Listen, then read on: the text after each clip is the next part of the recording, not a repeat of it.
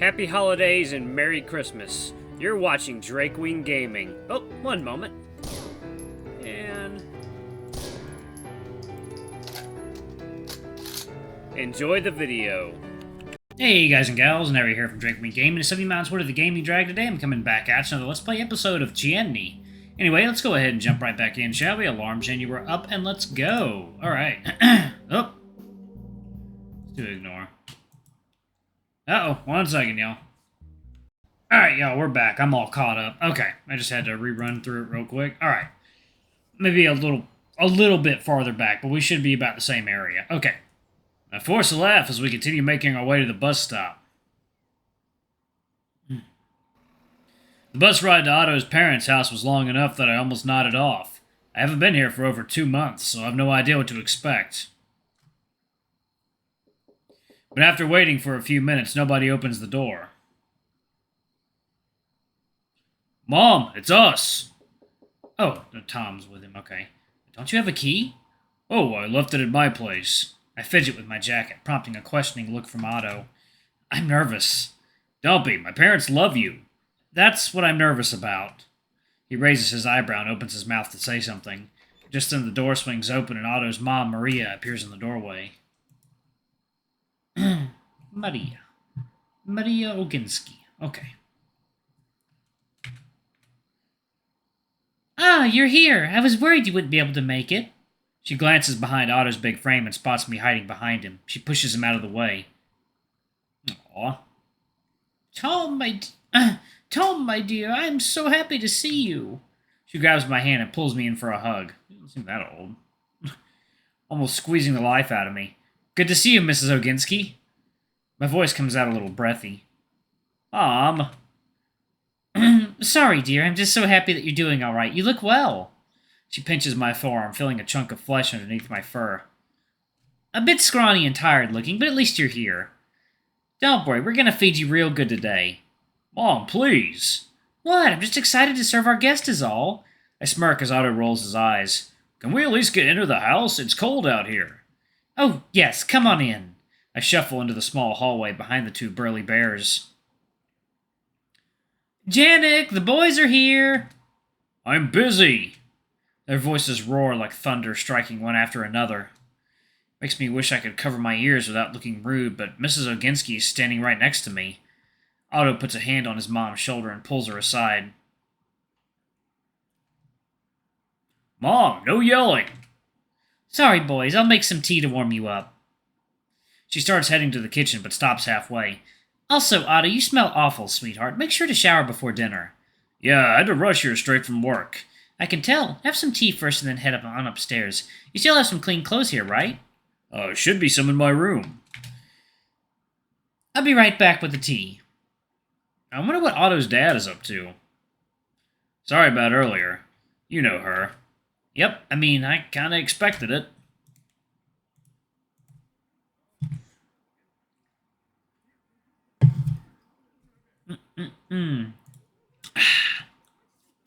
Wonder what Dad is up to. I was just thinking the same thing. Otto gives me a reassuring pat on the head. Janik used to volunteer as a school coach when we were kids and taught us all kinds of sports, though he sometimes overdid it, pushing us to the brink of exhaustion.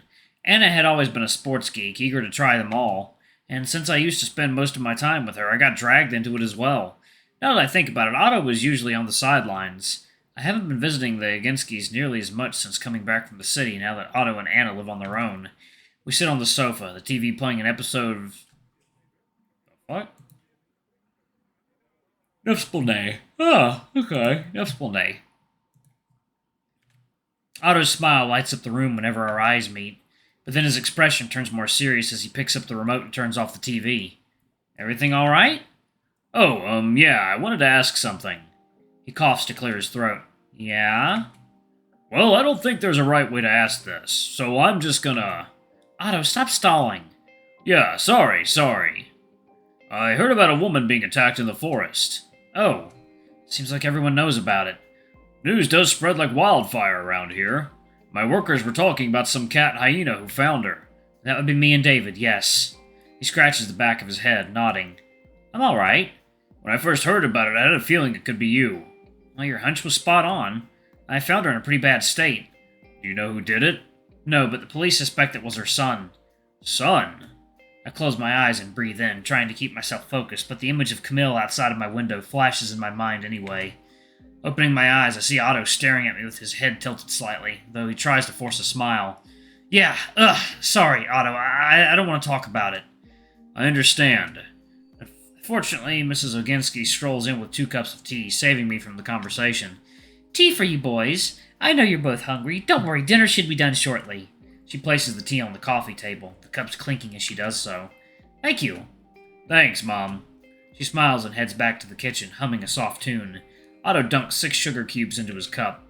I raise my eyebrow at him, and he sputters at my obvious disapproval. What? I like it sweet. Uh-huh. Otto chuckles, stirring the tea. So, what's up with you? He takes a sip before placing his cup back on the coffee table. What do you mean? You've been acting strange since yesterday. Not here. Why? It's just, now's not the time. We can talk about it later. Alright. Hey, Tom, catch! Oh. There we go. Yeah. Can't sneak one past me, motherfucker.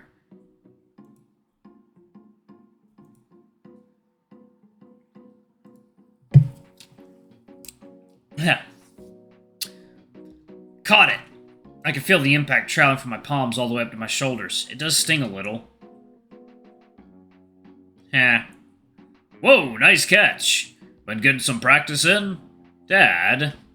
Before the ball slips off, I pass it back to Otto's dad. Not really.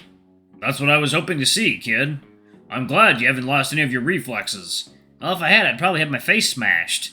Huh, that's true.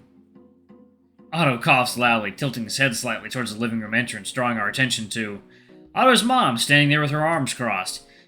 Janik, how many times do I have to tell you not to throw the ball inside the house? You're such a child sometimes. Come on, sweetheart, I was just testing my top player. Go wash your hands and help me with dinner. Yes, dear. Mrs. Oginski turns around, her husband following her with his head hanging low. Otto's mom has always been a force to be reckoned with, especially when she's angry. That was impressive. Yep, that's me. I smirk at Otto as he gives me a wink. Sorry about my dad, though. You know how he is. Don't worry. Right, I'm gonna take a quick shower. Sure, I'll just chat with your parents in the meantime. You sure? You can wait in my room. Alone in your childhood room? I think of all the secrets I could uncover. I don't think you'll find anything interesting there. You know me. Otto smiles and scratches the back of his neck as I wink to him. Well, alright then, if you're cool with staying here, I'll be back shortly. Yeah, as long as there aren't any more balls coming at me. He shakes his head and goes upstairs with an audible huff before disappearing from view. In the kitchen, Otto's parents are busy preparing the dinner. Given how fragrant the food smells, it probably won't be long. Oh, Tomek, dear, did you need anything? She says so while keeping an eye on 3 different pans. Her husband, meanwhile, is peeling potatoes. Yeah, is there anything I can help with? Oh, you're such a sweetheart, but no, we got it covered. She glares at her husband as he looks at me with pleading eyes. Alright. Otto went to shower, so I figured I'd offer. Have a seat. We can have a chat while Otto gets himself ready. I nod and pull a chair to sit down. After asking me how the job with Marcus is going, the conversation moves on to, naturally, the topic of girlfriends. Or rather, the lack thereof. For me and Otto. Even though their parents are accepting of Vanna having a girlfriend, Otto hasn't come out to them. Which means that there is an agonizing few minutes of me trying to brush off any questions while hoping Otto will hurry up and be done with his shower. The Oginskis at least think Otto remains a bachelor because of how much time he spends at work, making sure the family business is booming.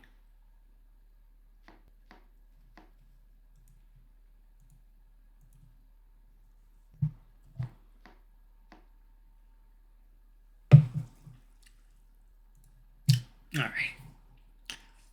Speaking of which, we're going for a winter vacation this year. You should join us. Oh, I couldn't. It's not my place. Nonsense, dear. You're always welcome. You're already part of the family in my eyes. That's true. That's awkward. I have no idea how to respond to that. On one hand, it makes me happy they think so, but I feel like I'm just intruding here. Thanks for inviting me. I'll think about it. And don't worry about the money. Like I said, business is going very excuse me, y'all. Chance we have when you drink carbonated water. Are there any of my spare clothes left in here? Otto's shout from upstairs interrupts us. In the lower drawers! Otto's mom starts settling the table, putting a big plate of pancakes in the middle of it while I help place various jams around it. There's also a savory plate of, oh my god. Savory plate of Platsky Jamnikana. Platsky Jamnikana. Ah, interesting. I know that's for Mr. Oginski, because that's his favorite. Unlike Otto, he doesn't have a sweet tooth. And of course, lots and lots of Favorki. That was what I thought it was. Favorki covered in powdered sugar, made at my request. Just as we're about to be done, Otto finally joins, grabbing a seat to my right. Otto and his family clasp their hands together. I join in so as to not be disrespectful. Dear Lord, thank you for this food that we are about to eat. The grace goes for a bit more before. Amen. Amen. I'm starving. And with that, we dig in. The clinking of plates and utensils is interspersed with light conversation, mostly Otto's dad chatting about his favorite topics. Poland's definitely going to the World Cup next year. Lewandowski's been on fire lately. Did you catch their last match? Otto saves me by responding instead, and soon enough his mom interrupts the talk about football to ask me a question. Temek, has Anna called you recently? Well, no, I've been meaning to contact her, but it slipped my mind yesterday. Ah, of course. Every time I call her, she always messages me back saying that she can't pick up. But she did send me these pictures. Look. Aww. A cult fest. Interesting. They sure are having fun there. The warm, familiar vibe here harkens me back to the time when Mom was still around. It hurts how much I miss it. I try not to let that thought distract me too much, instead focusing on enjoying the time I'm spending here. After we're done, I help clean up the table while Mrs. Oginski packs some extra Favorki in a plastic container for me. Tom and I are going to my room now. All right, should I make more tea? No, I think we're good. Yep, thanks, Mrs. Oginski. Right, you remember where my room is?